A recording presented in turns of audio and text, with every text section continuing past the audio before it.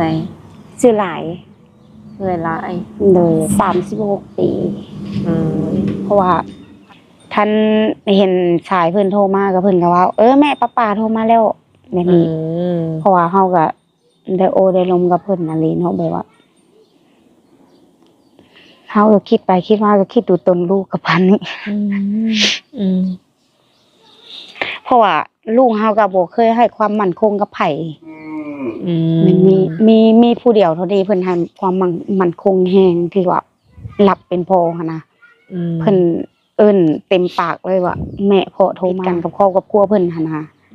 บอกว่าเพิ่นเอาแล้วก็ปล่อยให้เพิ่นเอาไปแบบนี้แม่นเฮาเป็นคนทุกข์เฮาก็อยู่ไปตามเฮาเพิ่นก็เลยให้คุยกับเมียเพิ่นหั่นนะเอาเฮาว่าคุยเหตุผลอีหยังเฮาว่าหั่นนะบัดนี้แหละเพิ่นเลยถามเฮาว่าสิ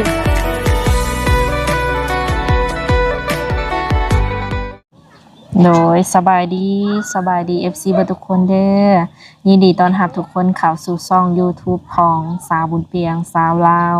มาพบมาพอกับสาวบุญเปียงในมื้อนี้หรือว่าตอนนี้เนาะเป็นยามเที่ยงแล้วทุกคนหาก็เดินทางมาฮอดเฮือนสาวโสดเปิดใจซึ่งว่าสาวโสดคนนี้สาวบุญเปียงยังบ่เคยถ่ายทำเพิ่นจักเทื่อเนาะทุกคนเป็นสาวโสดรุ่นใหญ่ที่ว่าเพิ่นสิออกมาเปิดใจเนาะหนุ่มๆสิฮักสิมักหรือว่าสิถึกอกถึกใจบ่ก็ไปติดตามรับชมนำกันเนาะทุกคนสำหรับช่องทางติดต่อสามารถทักหา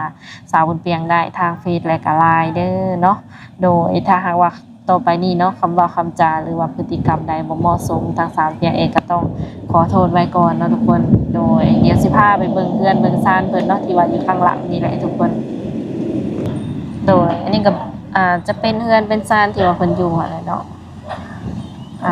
เฮาก็มาเป็นครั้งแรก หรือว่าครั้งทำอิฐเนาะทุกคนยังบ่ฮู้ข้อมูลหลายปานใดมีแต่สิเข้าไปโอ้ลมและก็ถามสาวโสดกันเลย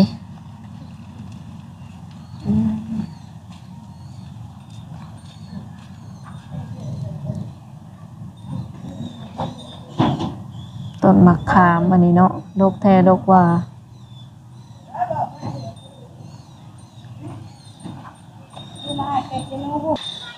คุณมานี่บ่พอซ้ำเพิ่นนั่งถ่ายอยู่พุ่นเนาะ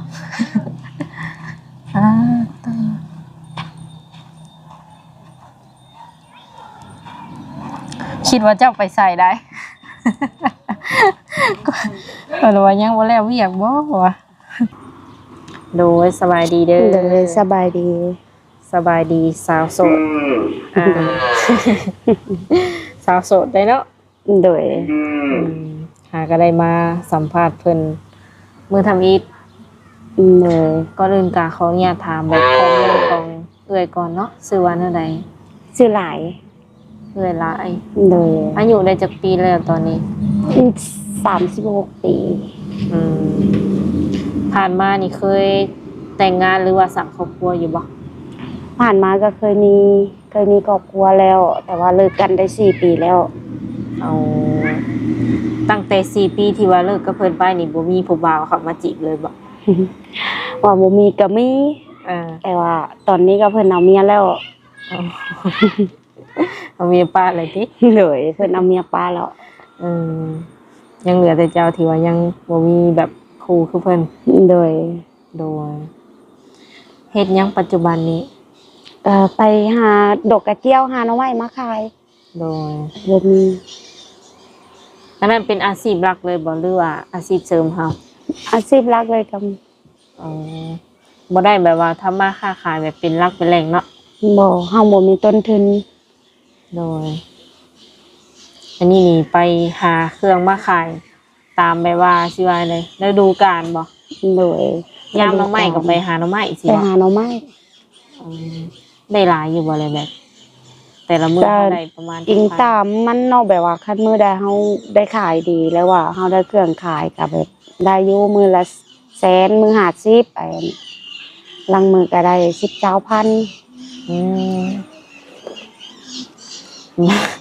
สมมุติมื้อใดได้หน่อยสิแบบกุ้มกินอยู่บ่นี่ก็บ่กุ้มกินให้หน้าตะกร้าก็เฮ็ดอยู่บ่เลยเฮ็ดน้ำเพิ่นขอเฮ็ดน้ำเพิ่นมีแต่หาเฮ็ดน้ำเพิ่นโดย ขออนุญาตถามเจ้ามีลูกบ่ มี มีจักคน มีลูก3 คน ยังยังน้อยบ่หรือว่าใหญ่แล้วตอนนี้ ใหญ่แล้วก็มียังน้อยหันผู้น้อยนะฮะก็5 ปี อ๋อเข้าโรงเรียน เขาเฮียนผู้น้อยนะ โดยผู้ใหญ่นี่คือสร้างครอบครัวแล้วบ่หรือว่ายัง โดยเพิ่นสร้างครอบครัวแล้วผู้ใหญ่หาเพิ่นก็ไปอยู่น้ำลูกน้ำผัวเพิ่น อืม ยังเหลือเทอกับแม่กับน้องเนี่ย อืม โดย ตอนนี้นี่อยู่กับอยู่บ้านตัวเองเนาะ โดย บ่ได้ไปหาเงินหาค่ำอยู่ฝั่งไทยบ่ เคยไป แต่ว่าไปแล้วก็มันว่าง่ายกับแบบกินฮอดลูกละมาหั่นน่ะ เออ ได้โดนอยู่บ่เอาไปเฮ็ด ก็บ่ได้ดนเด้แบบว่าเฮาไปก็ได้3 เดือนเฮาก็มา โดย 3 เดือน มาเฮ็ดนาแล้วเฮาก็บ่ได้ไปเลย อืมอันนี้เพิ่นอยู่บ้านแบบเป็นประจำเลยเนาะ โดย มีแต่ว่าหาหน่อไม้เนาะเตาะขายไปวันๆเนาะทุกคน โดย อืมในที่นี่นี่อยากมาเปิดใจ โดย พร้อมที่จะสร้างแบบครอบครัวใหม่หรือบ่ในใจ พร้อม ถ้าเจอคนที่ว่าเพิ่นมักเพิ่นฮักนี่คือทางเจ้าเองก็พร้อม โดย โอ้เปิดใจในแบบว่าครั้งนี้นี่มีสเปคผู้บ่าวอยู่บ่ ก็มีแบบคือบ่มีแบบว่าบ่ได้เลือกสเปคหั่นน่ะ อ่า พอเป็นไปได้แกคอแต่เพียงก็ว่าบ่แม่นหูโหนวกตาบอดเท่านั้น อ๋อแบบว่ารูปร่างหน้าตาบ่จำเป็นต้องรอต้องหยังจังซี่ แม่นบ่จำเป็นต้องว่าสิหาว่ารอบ่ว่าแน่บ่พอเพียงแต่ว่าเพิ่นจริงใจกับเฮาว่าเพิ่นบ่ตัวเฮา อืมอายุนี่เด้ อายุก็บ่สำคัญ 60หรือว่า60กว่าก็ยังรับได้อยู่ คันเพิ่นพร้อมรับภาระเฮาได้เฮาก็รับได้ อ๋อ คันเพิ่นรับภาระเฮาบ่ได้ก็ อืม เฮาก็คุยกันไปเป็นพี่เป็นน้องแบบนี้ อืมหมายถึงภาระเฮานี่มีอีหยังนี่ที่เฮาต้อง ภาระของเฮาเด้อที่เฮาแบกอยู่คู่มือนี่ก็1คือเฮาหาเงินเลี้ยงลูก2หาเงินซื้อข้าวซื้อน้ำแหน่เงินซานเฮาก็บ่มีอยู่แบบนี้เฮาทุกข์เฮาเป็นคนทุกข์ อืม ลูกเฮาก็ยังน้อย โดย แบบยันเพิ่นตีว่าลูกเจ้าหลายคนบ่ก็เฮาก็ยันเพิ่นรับภาระบ่ได้เนาะแบบว่านั่นก็ดี อืม ถ้าว่าเพิ่นรับภาระเฮาได้เฮาก็รับเพิ่นได้คือกัน อืมอันนี้ขึ้นอยู่กับเพิ่นเองเนาะ โดย คือทางเจ้าเองก็บ่ได้ตีเรื่องอายุหรือว่ารูปร่างหน้าตาเพิ่น บ่ได้ตี เอา ขอเพียงก็เพิ่นจริงใจกับเฮา อืม แล้วก็เพิ่นบ่ตัวเฮา ถ้าเพิ่นสิเอาไปอยู่นำก็คือไปได้บ่เลยนั่นน่ะ เพราะว่าเพิ่นจะเอาไปอยู่น้ำเฮาก็ไปได้เพราะว่าเฮาไปแต่ว่าเฮาไปเฮามา อืม เที่ยวไปเที่ยวมาแบบนี้แล้วเฮาก็เฮาไปอยู่น้ำเพิ่นได้3 เดือนบ่หรือว่า4 เดือนแล้วเฮาก็มาจบลูกเฮาแบบนี้ เอา ไปได้ บ่แม่นว่าเดือนหนึ่งมา2-3เทื่อบ่แม่นเนาะ บ่ ลูกน้อยนี่เอาไว้ลาวจัง แม่ ซี่ น บ่ แม่น เอายันว่าเอาไปนำแบบตลอดเลย บ่ปาไว้นำแม่ลูกเฮาก็ต้องปาไว้นำแม่แบบนี้ อืมก็คือมันก็สบายอยู่เนาะ โดย ทางเจ้าเองก็สามารถแบบเที่ยวไปเที่ยวมาได้ โดย โดยบ่มีแบบว่าขอแม่อีหยังเนาะ โดย อันนี้เป็นเฮือนเป็นซ่านที่ว่าเขาอยู่เป็นประจำบ่ โดยเป็นเฮือนเป็นชานเฮาเอง อืมนอนกับลูกเลยเนาะ โดย เป็นตาญาติบ่กลางคืนขออยากถาม ก็ญาตินั่นแหละ ประตูดีอยู่บ่ บ่มีประตูแล้ว อ้าวต้อง คือแบบว่าเป็นตาเสียวเนาะ โดย อืมแถมแบบว่าเพิ่นอยู่กับลูกน้อยเพิ่นอะนะหักแถวนี้นี่เพิ่นอยู่เบิดแล้วว่าบ่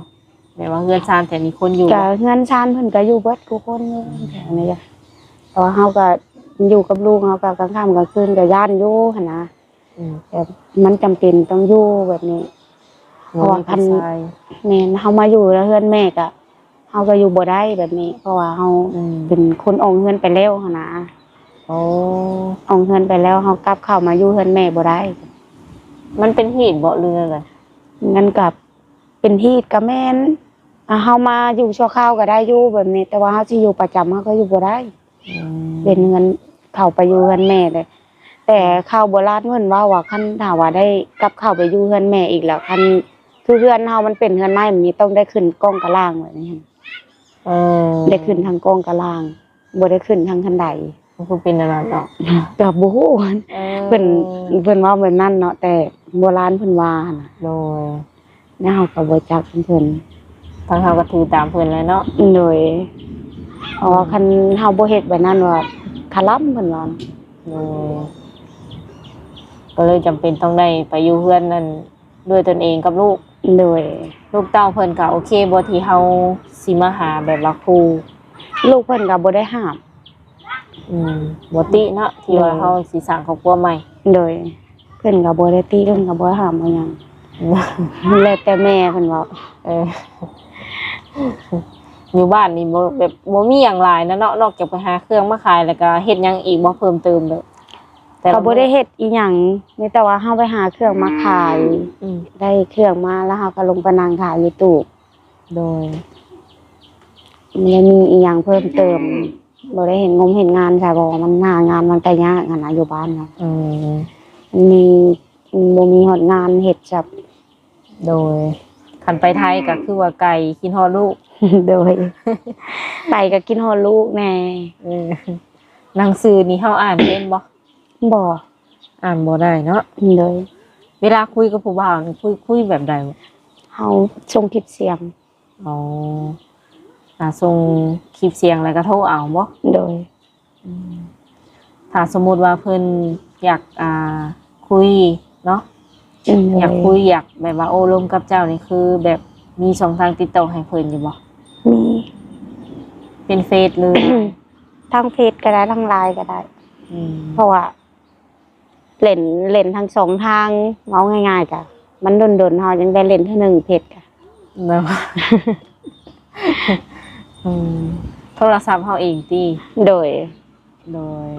คือสิสบายอยู่เนาะ โดย โทรศัพท์นี่คือต่อไปอาจจะบ่ได้เงียบเลยเนาะ จากแรกก็ดี เป็นอะไรความรู้สึกแบบออกมาเปิดใจแบบเป็นทางการครั้งแรก ก็ดีใจเนาะรู้สึกว่าดีใจแต่บ่ฮู้ว่าสิถึกตาเพิ่นบ่ก็บ่ฮู้ เพราะว่าเฮาก็คนบ่มีเนาะเฮาก็เป็นคนบ่มีคนทุกข์คนยากหั้นน่ะเอาอีกอย่างก็เฮาเองก็เป็นคนบ่งาม เฮาก็เฒ่าแล้ว อยู่บ้านเฮาได้ซำนี้ถือว่า โอเคได้เนาะทุกคนถือว่าผู้เจ้าผู้งามเฮ็ดไร่เฮ็ดนาไปหัวไปสวน ถือว่างามซำนี้ โดย มีแต่ว่าลองคุยกันเบิ่งเนาะ โดย บางทีเพิ่นถูกใจเจ้าบ่ถูกใจเพิ่นก็มี มันก็คุยกันเป็นพี่เป็นน้องก็ได้ โอ้บ่แม่นว่าสิเข้ามาเลยแบบเป็น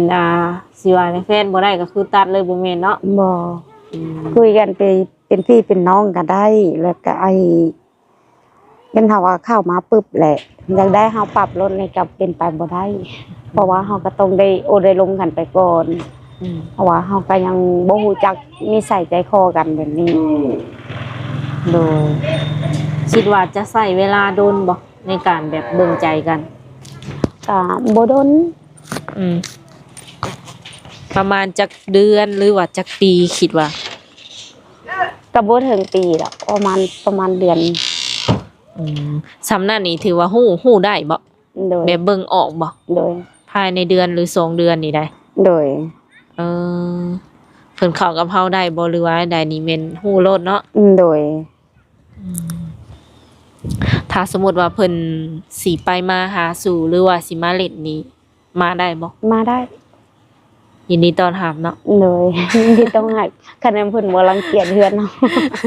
ยันเพิ่นมาเห็นเฮือนแล้วโอ้ยเพิ่นเนาะบ่มีหอบบ่นสิให้เพิ่นนั่ง บอกตามตรงเลยแหละเฮาก็บ่มีหยังปิดบังเพิ่นเนาะ โดย หาคนที่ว่าเพิ่นรับเฮาได้อีหลีเพิ่นคือสิบ่ติดอกก็เบิ่งเนาะ จัง คือเจ้าเองก็ซ้ำว่ามีลูก1คนนะเพราะว่าคนใหญ่เพิ่นก็ฮู้ความไม่ได้เนาะ โดยเพิ่นฮู้จักความหมดแล้วยังก็ทอกับผู้น้อยนี่แหละ โด ยัง ย เข้าโรงเรียนอยู่กับผู้น้อยก็ โดยค่าใช้จ่ายในการแบบให้เพิ่นไปโรงเรียนนี่หลายบ่ผู้น้อย ถามว่าหลายบ่ก็หลายเด้ โดย มื้อละ20,000นี่บ่ขาด เออบ่ตีเพิ่นเนาะเดี๋ยวนี้อีหยังก็แพง แม่นมันก็ว่าพื้นขนมก็ถุงละ5,000เลยเนาะแม่นหยังก็หนนะ โดย ถึกชุดละ5,000นะ ข่าวเฮาตะกี้เนี่ยบ่คือได้เนาะ 1,000 2,000 แต่เฮาเฮียนเฮายังบ่ได้เข้า บ่ได้กินขนมฮู้จักซ้ำ อ้าแม่นบ่ ยังบ่ฮู้ขนมว่าความตามความจริง เออ บ่ฮู้เลยเงินก็ยังบ่ฮู้ เอาแบบไปซื่อๆบ่ ไปซื่อ ไปโรงเรียนก็คือไปโรงเรียนนะเนาะ ๆโดย เออ บ่ฮู้จัก แต่เงินนี่ก็ยังบ่ฮู้เพิ่นถามเงินนั่นนี่ยังบ่จัก หาก็มาฮู้เงินช่วงโอ้ยใหญ่แล้วเป็นสาวผู้ที่สลิกสาวฮู้จักเงินใบ500บ่หรือว่าใบพัน เออ มาฮู้น้ำพ่อเพราะว่าไปเลื่อยไม้กับพ่อ เออ แต่เข้าโรงเรียนก็ตัวเองก็เข้าบ่ได้จบดอก เพราะว่าเห็นพ่อลำบากก็เลยออกโรงเรียนมาเฮ็ดช่วยพ่อแบบนี้ เออ มาเลื่อยไม้น้ำพ่อมาไปเลื่อยไม้ขาย แล้วก็พ่อก็แนะนำให้ว่าเงินนั้นใบนั้นใบนี้ อืม แล้วเพิ่นก็บอกให้คิดไล่เพิ่นก็บอกให้นับแบบนี้เฮาเองก็เลยมาคิดไล่ผู้เดียว มันมานับคนเดียวแต่มองฮู้จักเงินแน่มองฮู้ตัวเลขน้ำไม้เว้าง่ายๆจะฮู้ตัวเลขน้ำไม้ เออบัดสิเป็นดิ โดย อืม แต่หนังสือบ่ยอมรับว่าบ่เป็น อืมหักเงินนี่ใช้เป็นเนาะปัจจุบันเนาะ เป็น ใบนั่นใบนี้นี่ถือว่าฮู้เบิดเนาะ ฮู้เบิด อ๋อพอได้เอาตัวรอดในชีวิตประจำวัน โดย ขออนุญาตถามแบบตรงๆ คนที่ว่าสิเข้ามานี่ เพิ่นต้องฐานะแบบดีกว่าเฮาบ่ บ่เกี่ยวกับฐานะ อืม มันบ่เกี่ยวกันกับฐานะ มันอยู่ที่จิตใจว่าเพิ่นสิรับเฮาได้บ่ อืม สภาพเฮาแบบนี้ภาระของเฮามันหลายซำนี้เพิ่นสิรับเฮาได้บ่เท่านั้น อืม สิทุกข์หรือสิยากมันบ่เกี่ยวกัน ขอเพียงกับว่าจิตใจเฮาตรงกัน โดยบ่ตีเนาะ บ่ติ อืมหากต้องไปว่าฮู้ก่อนว่าเฮามาแล้วเฮาต้อง เจอกับหยังเนาะ โดย เฮาต้องบุกบืนซำใด โดย เพื่อที่จะให้เมียหรือว่าลูกอยู่ว่าสิว่าได้มีอยู่มีกินเนาะ โดย มาแล้วเลี้ยงตื่มก็สิเอาบ่ อันนี้ก็อยากขอแล้วเนาะ เพราะว่าเลี้ยง บ่ ลู อยาก ก เอ้ยเพิ่น เลี้ยงลูกก็บ่ไหวละ อืมเว้าหยอกเอ้ยเพิ่นซื่อๆ โดย อืม เบิ่งแบบความเป็นจริง ถ้าว่าฐานะบ่ดีแต่ดุมันก็เอาคือกัน โดยเอา อยู่พี่ก็ได้อยู่พุ่นก็ได้เนาะ โดยขอ อยู่ เพียงแต่ว่าเพิ่นแพงลูกเฮาเพิ่นรับเลี้ยงลูกช่วยเฮาแบบนี้เฮาก็บ่ได้ติ แต่ว่าถ้าว่าเฮาเอากันไปแล้วเว้าให้กันว่าลูกเจ้าจังซั่นจังซี่เฮาก็รับบ่ได้แบบนี้ เพราะว่าเฮาเป็นหยังเฮาจังเว้าแบบนี้เฮาก็เพราะว่าอาศัยเพิ่นมาเป็นพ่อของลูก โดย อาศัยเพิ่นมาเป็นผู้นำทาง เป็นผู้พาเฮ็ดพาสร้างพาลูกทำแบบนี้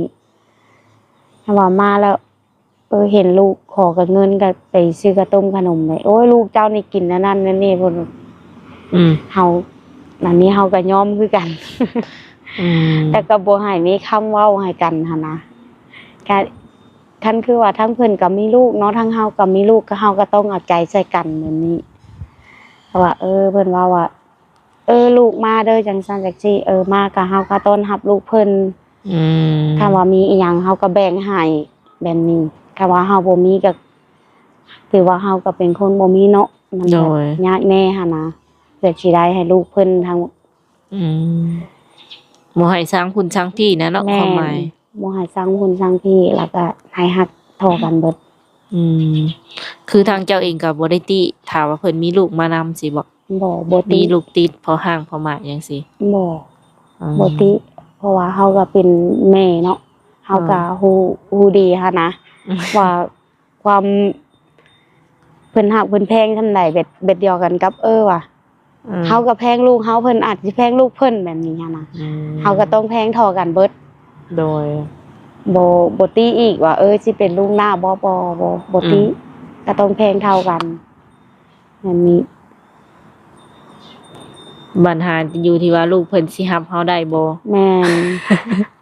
ปัญหากับตัวนั้น เคยบ่คบกับคนที่ว่ามีลูกและลูกเพิ่นบ่มักเฮา ก็ยังบ่เคยผู้บ่าวแถวบ้านนี่เขาบ่ได้เข้ามาจีบหรือว่ามาเล่นนำเฮาเลยบ่ เฮาบ่สนใจ แสดงว่ามีอยู่แต่แบบบ่ค่อยวนบ่เอาบ่วนเฮาบ่สนใจ เพราะนำบ้านนี่ก็มีแต่ว่าบ่แม่นว่าบ่นั้นดอกเพราะว่าเฮาก็ฮู้ว่านิสัยของเขามันเป็นจังได๋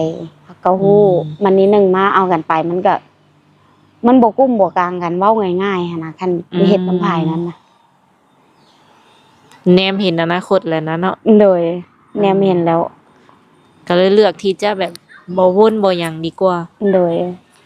บ่วนบ่สนใจเขาดีกว่าคันบ่ได้ก็คือบ่เอาดีกว่าสิบ่ บ่ได้แล้วกันอยู่กับลูกลูกในแบบระยะเวลา4ปีที่ผ่านมานี่คือเฮาบ่ได้คิดที่จะอยากมีคู่เลยบ่ตอนนั้นก็มีเท่านึงเฮาก็เคยเปิดใจนำช่องลุงใหญ่เนาะอันนี้นะเฮาบ่อำเฮาตุ้มเคยเปิดนำช่องลุงแล้วบัดนี้แลเฮาก็ได้คบกับผู้ชายคนหนึ่งที่ว่าเพิ่นก็ให้ความตั้งใจของเฮาโดยแล้วก็เพิ่นก็ให้ความอบอุ่นของเฮาเฮาก็ตัดสินใจว่าคุยกับเพิ่นหั่นนะเฮาก็ตัดสินใจว่าคุยกับเพิ่นเพราะว่าเฮามั่นใจว่าเพิ่นสิได้มาเป็นพ่อของลูกแบบนี้เพราะว่าเพิ่นก็คุยกับลูกเฮาเพิ่นก็คุยได้ดีเพิ่นก็ให้ความอบอุ่นกับลูกของเฮาหั่นนะแล้วก็เพิ่นชี้แจงแนะนำแบบว่าทางนั้นทางนี้เพิ่นแนะนำลูกเฮาที่ดีแล้วเฮาเองก็ยอมคบกับเพิ่นยอมคุยกับเพิ่นเฮาก็ยอมรับว่าเฮาก็มักเพิ่นเนาะเพราะว่ามันเพิ่นก็ให้ความอบอุ่นกับลูกเพิ่นก็ดีก็เฮามาคิดในใจของเฮาแบบว่าเฮามาคิดว่าคือผู้ชายคนนี้เนี่ยสิได้มาเป็นพ่อของลูกเฮานี่นะเพิ่นให้ความอบอุ่นให้ความมั่นใจแล้วก็หลายสิ่งหลายอย่างนะเพิ่นให้กับนั่นน่ะแบบว่าได้คุยกับเพิ่นแล้วเฮาก็มีความสุขแบบนี้ค่ะนะเฮาก็แบบว่ารู้สึกแบบว่าเฮารู้สึกดีแล้วก็เฮาก็รู้สึกว่าความปลอดโปร่งของเฮาแล้วเฮาก็บ่ตื่นบ่อีหยังอีน้ำใจของเฮาหั่นนะแบบว่ามันมีผู้มาแนะนำมีผู้มาแนะนำมามีผู้มาชี้แจงให้เฮาแบบนี้โดยเฮาก็ยอมรับว่าเฮาได้คุยกับเพิ่นน่ะลีว่าเฮาก็จริงใจกับเพิ่นน่ะลีหั่นน่ะแต่แล้วเป็นอะไรต่อผัดมอฮู้แล้วเพิ่นคบซ้อนเอาฮู้ว่าเพิ่นคบซ้อนแล้วก็เพิ่นเอาเมียแล้วหั่นน่ะเฮาเองก็เลยผิดหวังเนาะเสียใจแฮงว่าง่ายๆว่าอยากคือคนบ่มีชีวิตแต่แสดงว่ามักเพิ่นแฮงเนาะโดยเฮายอมรับว่าเฮามักเพิ่นน่ะลียอมรับเป็นยอมใช้คู่ชีวิตกับเพิ่นเลยหั่นน่ะยอมเลยเฮาก็ตั้งแต่เลิกกันกับผัวมานี่เฮาก็ยังบ่ได้คุยบ่เคยคุยกับไผจริงจังส่ำนี้เฮาก็บ่นั่นกับไผอีกหั่นนะแต่ว่าผู้นี้ล่ะเพิ่นเข้ามาให้ความอบอุ่นของเฮากับลูกโดยแล้วก็เพิ่นให้ความมั่นคงของเฮากับลูกประมาณจักเดือนคบกัน8เดือนโดนอยู่ได้เนาะโดย8เดือนแต่เพิ่นก็บอกให้เฮาท่าว่าอีกจักปี2ปีแล้วบ่เฮาก็ว่าเฮารับได้เฮาท่าได้เพราะว่าเป็นหยังจังตอบเพิ่นจังซั่นเพราะว่าเฮาก็มั่นใจของเฮาแล้วว่าสิเอาเพิ่นมาเป็นพ่อของลูกนี่นะแล้วเพิ่นก็ให้ความสัญญากับเฮาแล้วก็ให้ความสัญญากับทั้งแม่แน่หั่นน่ะเพิ่นให้นะแต่เฮาเองก็เฮาก็ตัดสินใจกับเพิ่นก็กว่าสิลืมเพิ่นได้ก็บ่ได้ง่ายเนาะจักเดือนจังลืมเพิ่นได้บ่ทำใจได้แบบว่ากลับมาใช้ชีวิตปกติเฮากลับมาใช้ชีวิตปกติได้ก็อยู่2เดือน3เดือน หนักอยู่ได้นะเฮาก็ได้มาตัดสินใจแบบว่าเฮามาคิดใหม่ว่าเฮาว่าคันถ้าว่ากูท้อแท้นี่บ่มีไผเลี้ยงลูกเฮามาคิดจังซี่หันนะเฮาเองก็เลยบอกว่าเฮาตั้งสติได้เนาะตั้งสติว่ากูสิลุกสู้เพื่อลูกแม่นนี่แต่ปัจจุบันนี้ก็เฮาก็ดูตนลูกเฮาอยู่เพราะว่าลูกเฮาก็ตามหาเพิ่นนะลูกได้ถามว่าแบบแบบอีหยังแม่ป้าคือบ่โทรมาหาเฮาแล้วนี่นะป้าบ่มักเฮาบ่แพงเฮาบ่จังซี่นะท้องป้าเลยเนาะเพิ่นโดยเพราะว่าท่านเห็นชายเพิ่นโทรมาก็เพิ่นก็ว่าแม่ป้าโทรมาแล้วแบบนี้เพราะว่าเฮาก็ได้ลมกับเพิ่นนั่นแหละเนาะแบบว่าเฮาก็คิดไปคิดมาก็คิดดูตนลูกกับพันนี้เพราะว่าลูกเฮาก็บ่เคยให้ความมั่นคงกับไผมันมีผู้เดียวเท่านี้เพิ่นให้ความมั่นคงแฮงที่ว่ารับเป็นพ่อหั่นนะเพิ่นเอิ้นเต็มปากเลยว่าแม่พ่อโทรมาก็ได้คุยว่าพ่อกินข้าวแล้วบ่พ่อกินข้าวกับหยังเพิ่นลูกก็ได้คุยนำแบบว่าเพิ่นก็โอ้ลมกันเข้ากันดีกับพ่อหั่นนะกับลูกของเฮาแบบนี้โดยแต่คุมื้อนี้เพิ่นก็ถามไปว่าเฮาเองก็บอกเพิ่นว่าพ่อยากตอบเพิ่นได้ก็เท่านี้ว่าพ่อค้างานแล้วยังเพิ่นนี่ยังบ่ได้ฮู้ความจริงตอนนี้เฮาก็บ่ได้แบบเพิ่นเอาเมียแล้วเฮาก็บ่พัวพันกับเพิ่นแบบเฮาก็บ่อยากให้เพิ่นผิดกันกับครอบกับครัวเพิ่นหั่นน่ะบอกว่าเพิ่นเอาแล้วก็ปล่อยให้เพิ่นเอาไปแบบนี้แม่นเฮาเป็นคนทุกข์เฮาก็อยู่ไปตามเฮาทุกข์อาจจะบ่แม่นเนื้อคู่กันเนาะแม่นเฮาเองก็บอกกับลูกว่าพ่อเฮาค้างานอยู่ลูกเอ้ยแล้วลูกก็ถามว่า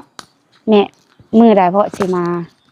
เฮาก็ตอบลูกว่าพุ่นแล้วอ่ะปีหน้าพุ่นแหละลูกพ่อก็มาแล้วก็เลยได้ตอบลูกว่าซ้ำนี้หั่นน่ะผู้ลูกพุ่นผู้เพิ่นบ่ฮู้เนาะโดยลูกน่ะบ่ฮู้แล้วเฮาก็บ่ได้บอกเฮาก็บ่ได้บอกอีกว่าพ่อเอาเมียแล้วเฮาก็บ่ได้บอกบ่ได้บอกกับเพิ่นอีกก็คือเพิ่นก็มีแบบว่าในวรรคนึงที่ว่ารู้จักกับความรักใหม่เนาะทุกคนโดยแต่ว่ามันก็บ่สมยอมรับว่ามักเพิ่นน่ะหลีแล้วก็ยอมรับเพื่อสิทำใจได้กับเพิ่นเนาะเฮาเว้าตรงๆว่าเฮาเลิกกับผัวเฮายังบ่คิดซำนี้เฮาเลิกกับผัวเฮาบ่ได้มีความคิดอีหยังเลยมีแต่เฮามีความคิดอย่างเดียวว่าเฮาสิสู้เพื่อลูกเท่านั้นเฮาคิดแต่ว่ากูบ่ปล่อยให้ลูกกูตายแต่เฮาเลิกกับผัวแต่เป็นอีหยังเฮาได้มาคบกับเพิ่นแล้วเฮายังบ่ได้เคยเห็นกันแบบนี้แค่คุยกันนำโทรศัพท์นี่นะคือมาอีหยังแบบว่าทำใจยากกับเพิ่นนี่นะคือว่ารู้สึกมักรู้สึกฮักเพิ่นแฮงแม่นแบบลักษณะแบบความรู้สึกของเฮาจะคือคนเคยอยู่นำกันได้10กว่าปีแล้วความรู้สึกของเฮาอยู่กับผัวได้10ปลายปีเฮายังบ่มีความรู้สึกบ่ได้เสียใจซำนี้บ่เคยเสียใจเลิกกันกับผัวเฮาบ่เสียใจผัวลงเฮือนไปน้ำตาเฮายังบ่ออกเต็มมาแบบว่าครั้งนี้นี่ให้น้ำเบิ่นบ่ค่อยยอมรับว่าให้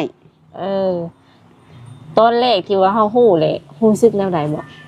ตอนแรกมันที่เพิ่นน่ะโทรมาหาเฮาเนาะเพิ่นโทรมาว่าให้คุยกับเราแน่เอาคุยกับไผน้องก็บ่ฮู้เนาะอันนี้ก็เพิ่นก็เลยให้คุยกับเมียเพิ่นหั่นน่ะเอาเฮาว่าคุยเหตุผลอีหยังเฮาว่าหั่นน่ะมันนี่แหละเพิ่นเลยถามเฮาว่าสิเลิกบ่หรือว่าจังใดเอ้าเฮาก็ตอบเพิ่นว่ามันเป็นไปบ่ได้ดอกเฮาเว้าคันว่ายังสิคุยกันไปต่อเพราะว่าทางนั้นทางอ้ายก็เอาเมียแล้วเฮาก็เลยตอบเพิ่นเนี่ยเฮาก็ยันทั้งลูกทั้งเมียหั่นแหละบ่พอใจเฮาเฮาว่านะมีแต่ว่าให้ทิ่มน้องซะเฮาก็ตอบจังซี่นะตอบเพิ่นนะให้ทิ่มน้องซะว่ะบ่ตายดอกน้องก็เลยตอบไปจังซี่ หักความรู้สึกตอนนั้นบ่ได้อยากให้บ่ ก็ยังให้อยู่แต่ว่าเฮาก็ต้องใช้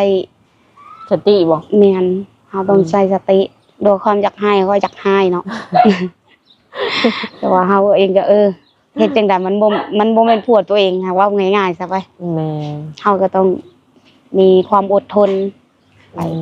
เฮาต้องใช้สติแบบนี้ เอาเมียเพิ่นเว้ากับเจ้าเองเลยบ่ตอนน่ะ เว้าก็แม่นเมียเพิ่นก็ได้คุยกับเฮาก็ได้คุยกับเมียเพิ่นน่ะนะแต่ว่าคุยก็บ่ได้ทะเลาะเบาะแว้งกันอีหยังแบบว่าคุยกันไปธรรมดาแล้วเฮาก็บอกเพิ่นว่าก็แล้วแต่เอื้อยเฮาก็ตอบนะก็แล้วแต่เอื้อยคันเอื้อยสิคบกับเพิ่นต่อก็คบน้องก็เลยตอบเพิ่นไปจังซี่แล้วเพิ่นก็เพิ่นว่าเอื้อยก็บ่ได้โทษน้องเพิ่นว่าเอื้อยบ่ได้โทษน้องนะน้องก็บ่ฮู้ว่าเราคบกับเอื้อยเนาะตอบเพิ่นนะน้องก็บ่ฮู้ว่าเราคบกับเอื้อยว่ะถ้าน้องฮู้ว่าเราคบกับเอื้อยน้องก็สิบ่สนใจดอกว่ะก็เลยตอบเพิ่นนะ หากเจ้าเองก็เป็นคนแบบถอยออกมาตอนที่ฮู้เลยเนาะ โดยเฮาเป็นคนถอยเลย เพราะว่ามันเป็นอะไรอย่างว่าตัดสินใจถอยออกจากเพิ่นเฮาบ่อยากให้เพิ่นผิดกันอยากให้เพิ่นมีความสุขแบบนี้เฮาก็ได้ตอบเพิ่นว่าขอให้อ้ายมีความสุขมีความทุกข์ก็อย่าดอกน้องนี่เนาะเฮาก็เลยตอบเพิ่นไปจังซี่นะ ความจริงแห่งกว่าละครอีกเนาะทุกคน เพื่อทำใจได้นี่ก็เป็นเดือน2เดือนหนูยอมรับว่าเป็นเดือนชงเดือน บอกเลยว่าหลังจากหันมาบอกเฮาก็บอกเลยบอกเลยฮูบฮีบอีหยังเฮาลบทิ่มเบิดเลยเฮาบ่จงไว้ แบบครอบครัวเฮานี่เพิ่นก็บ่ได้ถามบ่เพิ่นก็ถามในครอบในครัวเพิ่นก็ถามเฮาก็เล่าสู่เพิ่นจนพังจนเบิดเฮาก็ได้เฮาก็บ่ได้มีความลับอีหยังหันนะเพราะว่ามันเป็นได้จังว่าเฮาบ่มีความลับเพราะว่าเฮาจริงใจกับเพิ่นแล้วเฮาไว้ใจเพิ่นแบบนี้เฮาบ่มีความลับอีหยังต่อเพิ่นน่ะเฮาก็เล่าสู่เพิ่นพังจนเบิดเพิ่นก็บอกว่ารับได้ก่อนสิตัดสินใจคุยกับเพิ่นคบกับเพิ่นน่ะเฮาก็เล่าให้พังแบบว่าภาระของเฮาจังซั่นจังซี่เพิ่นก็เล่าคือกันภาระของเพิ่นหั่นน่ะเฮาก็บอกว่าเฮารับได้ภาระเฮาก็บอกเพิ่นไปแบบนี้โดยเพื่อว่าเฮาอ้ายนั่นเลี้ยงลูกเลี้ยงหลานแล้วน้องงั้นความคิดของน้องน่ะสิให้อ้ายตัดบ่ทั้งลูกทั้งหลานน้องก็เลยตอบเพิ่นว่าบ่ให้ตัดน้องก็เลยตอบให้เลี้ยงไปทั้งสองน้องบอกนะบ่ให้ทิ่มจากทางก็ตอบเพิ่นไปจังซี่คันว่าคันอ้ายสิตัดสินใจทิ่มทางนั้นแล้วสิมาคุยมาเลี้ยงทางน้องนี่น้องบอกว่าให้ยกเลิกกันไปเลยบ่ต้องคุยกันน้องตอบแบบนี้เพราะว่าน้องบ่มักเห็นแก่ตัวว่าง่ายๆบ่มักเห็นแก่ตัวก็ตอบเพิ่นไว้แบบว่าให้เพิ่นแบ่งปันกันคู่ทางบ่ให้หักบังซังเบี่ยงแบบนี้ถือว่าตอนนี้ คันเว้ามาแล้วก็เศร้าเนาะเด้อคิดค่อยน้ำลูกพุ่นแม่นโดยตนลูกแฮงเพราะว่าความตั้งใจของลูกนะพ่อเพิ่นว่าพ่อมาแหละสิได้ไปเรียนอยู่ไทยถ้าเพิ่นสัญญากับลูกว่าเพิ่นสิเอาลูกไปเรียนอยู่ไทยหั่นน่ะความตั้งใจของลูกเฮานะวันนี้เพิ่นละถามบ่เพิ่นก็ถามเพิ่นก็ท้าคู่มื้อนี่เพิ่นก็ยังว่าถามเพิ่นว่าเฮาว่าอ้ายปีเรียนแล้วปีหน้าอ้ายเข้าเรียนนี่แฮงเปลืองเงินน่ะเฮาก็เลยเว้าจังซี่เฮาบ่เข้าดอกเฮาสิท่าเพาะท่าปลาถ้าป่ามาเอาเฮาไปเรียนอยู่ไทยเฮาบ่เข้าได้อยู่พี่นะคันเข้าอยู่พี่แล้วมันไปไทยมันจิเข้ายากก็ตอบแบบนี้เฮาเองก็บ่จักแนวสิตอบเฮากันอ้อยหน้านี้บ่จักแนวตอบลูกก็ได้บอกกับลูกไปแบบเฮาก็บ่ได้เล่าอีกนะมันก็ถามพยายามถามเฮาแบบว่าพ่อคือบ่โทรมาแม่ป่าน่ะเป็นหยังจังบ่โทรมาเพิ่นเอิ้นค่ะเพิ่นมีแต่เอิ้นป้าอ้วนเพิ่นเอิ้นป้าอ้วนน่ะบ่โทรมาหลายมื้อแล้วเนาะแม่เนาะเฮาก็ได้กับตัวว่าป้าอ้วนค้างานตัวเพิ่นพูดวันนี้แล้วป้าอ้วนแล้วงานเพิ่นแล้วป้าอ้วนก็โทรมาแล้ว บัดเพิ่นสิลืมได้นี่ ถ้ามีคนเข้ามาแทนที่พุ่นแหละเนาะเพิ่นจังสิลืมคิดว่าได้ ก็พยายามเฮ็ดคู่มือนี่ก็เฮาสู้เพื่อลูกแล้ว อืมดีแล้วเนาะ เฮามาคิดจะลูกนะ โดย คิดจะลูกเฮาก็สู้เพื่อลูกอีก อืมตอนนี้นี่ลืมเพิ่นได้แล้วติเนาะ ก็ลืมคันลูกบ่ถามก็บ่คิด อ๋อ อย่าว่าคนใหม่ที่สิเข้ามานี่ก็คิดยากเลยเนาะคันยังบ่ลืมนี่ ลืมแล้วเหรอเพราะว่าหากดูตนลูกก็อย่างเดียวเวลามันถามมันนะ อืม ดูตนก็อย่างเดียว มาพันบ่จักคมสิบอกลูกเนาะ เลย บอกไปตรงๆเพราะย่าลูกเสียใจ แม่น ได้แต่ให้เพิ่นแบบมีความหวังไปก่อน เลยมีก็ปล่อยให้เพิ่นรอ โดยชีวิตที่ผ่านมาก็หลายสิ่งหลายอย่างเนาะทุกคนแสดงว่าเจ้านี่ก็ฮักเดียวใจเดียวแต่ว่ายังบ่สมหวังเนาะ เลย โดยคนที่สิเข้ามาใหม่นี่ก็